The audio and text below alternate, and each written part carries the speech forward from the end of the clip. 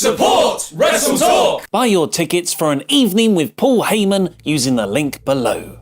Hello and welcome to the WrestleTalk News. I am Luke Owen. Over the weekend, we posted a video about a potential conspiracy theory that Brock Lesnar pinning The Undertaker for the first time at WrestleMania was actually a shoot. A video that Paul Heyman commented on via Twitter. Well, we thought that would be the end of it. And then this was in my inbox this morning, filmed backstage at last night's WWE Raw. Ladies and gentlemen, my name is Paul Heyman, and I am the advocate for the reigning, defending, undisputed, Universal Heavyweight Champion, Brock Lesnar. The same Brock Lesnar who put the one in 21-1 when he conquered The Undertaker's undefeated streak at WrestleMania. Now, these knuckleheads over at WrestleTalk have a conspiracy theory about my conspiracy theory that I submitted to the audience in London at a show promoted by Inside the Ropes. I don't get it. Why are you guys having all this conjecture? Why all this insight into what Paul Heyman said to the audience? It goes like this, and I'll prove it more than ever before on Thursday, April 5th in New Orleans.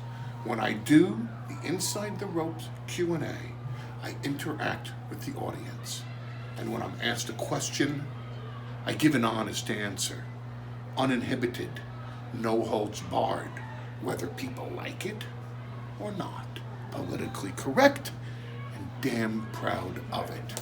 And I'll prove that again when I get my ass in a whole lot of trouble on Thursday, April 5th in New Orleans. Do you think he means knucklehead in a nice way? You know, like the Big Show movie.